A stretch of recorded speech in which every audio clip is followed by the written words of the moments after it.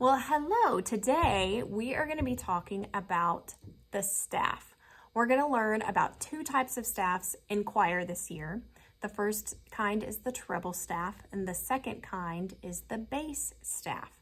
But today we're going to learn about the treble staff. Okay, so I want you to have some kind of piece of paper and something to write with. You can either have a blank piece of paper like the one that I have, or you can have a piece of paper with lines on it. Either way is totally fine. If you have a piece of paper that has lines on it, it's kind of nice actually, because you can use those lines to really help you make nice straight lines for your staff that we're going to be creating in just a minute. Or you can have a blank piece of paper just like I do. Either way, either piece of paper is going to work great. I do prefer that you have a pencil just in case you make a little mistake. You don't have to start completely over. You can just erase your mistake and catch back up.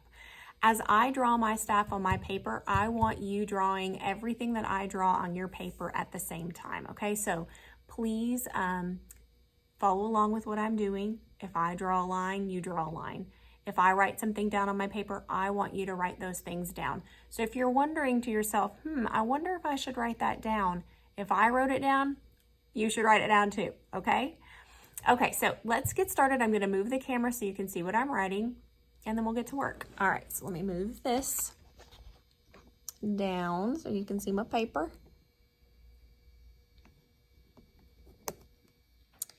And let's go to work. So the first thing we're going to do is we're going to draw 5 lines on our paper. So here we go. 1, 2, 3, 4, and 5. Okay? So as you can see, my lines are not perfectly straight, but it is not going to keep us from being able to complete this activity. Okay, so now I've drawn 5 lines. And as I drew those 5 lines, it created 4 spaces in between. This 5 lines and 4 spaces is a staff, so I want you to label the top of this as a staff, okay? Now, in particular, I have I'm going to be working on my treble staff today, so I'm going to label this as a treble staff by putting a treble clef at the beginning of it. So my treble clef looks like this. I make a really tall J, and then kind of a little half moon that goes right into like a cinnamon roll looking thing, and it looks like that. Now, if your treble clef is not perfect, mine's not either, please don't worry about it. It is really not a big deal. As long as I can tell that this is a treble clef that's at the beginning of your staff, that's what's important, okay? So now that I've got my treble clef on there, I want you to label that little thing so you don't forget what it's called. It is called a treble clef, okay? So that's my treble clef. Here is my treble staff. 5 lines and 4 spaces. In fact, I'm gonna write that down. I've got 5 lines and 4 spaces. So everybody say that with me. My staff is made up of 5 lines and 4 spaces. Okay, now that I've got that written down, I'm gonna go ahead and start labeling my lines. I'm gonna label my lines first. And what's really important for you to know is that when you're labeling anything on the staff, you have to start working from the bottom up. It's just like counting. You have to start at the bottom and work your way up. So knowing that, I'm going to start by labeling my bottom line, and that's the line right here.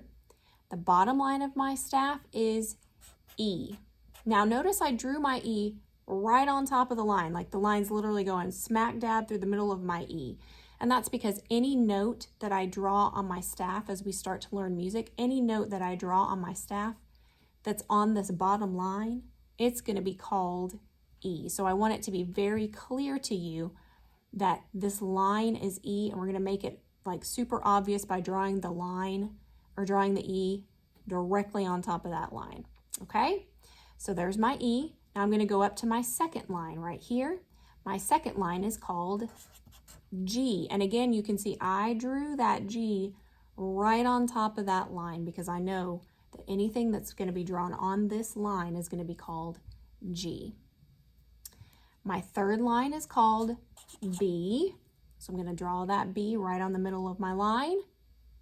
My fourth line is D, and my fifth line is F. So all of my lines are here, E, G, B, D, F. I'm going to go ahead and write those down here, E, G, B, D, and F. Now there are several sayings that you can use to help you to remember the names of the lines, the first letter of each of those lines.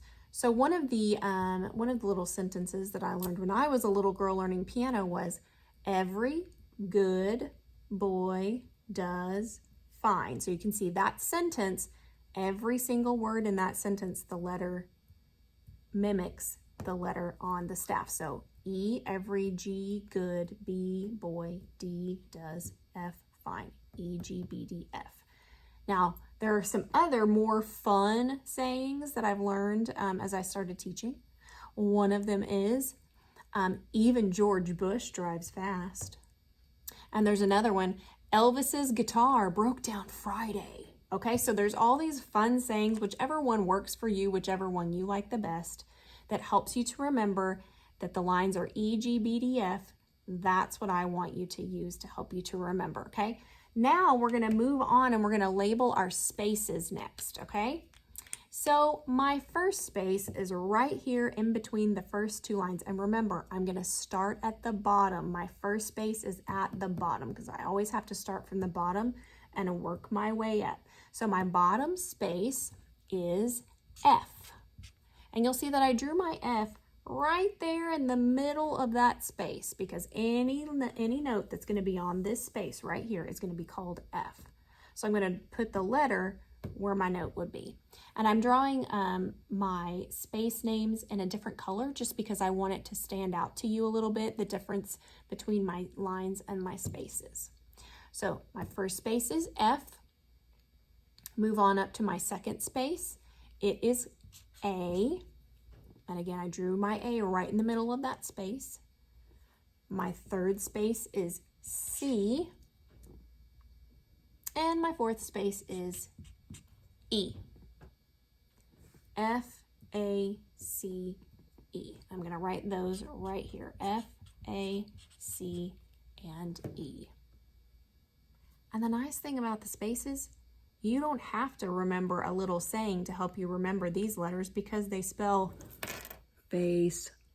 Okay, so the spaces spell face.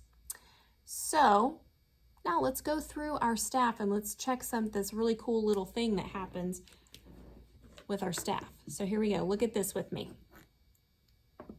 If I start here and start where I'm going to go from line to space to line to space, and I want you to notice what happens with our letters. What's interesting about what happens. E, F, G. Hey, E, F, G. That's like I'm counting through the alphabet. That's an alphabetical order, E, F, G.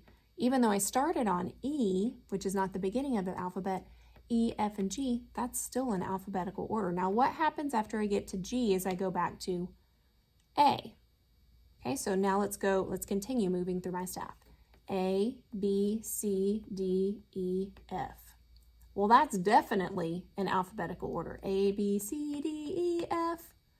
Now, if you had to guess, what do you think would be the very next letter on this staff? What do you think it is? If you guessed G, if you're thinking G, you are correct. And those of you who are like, I think it's G, but it seems too obvious. You are exactly right. It is G, okay? So now let's go back and let's look at this again. E, F, G, A, B, C, D, E, F, G.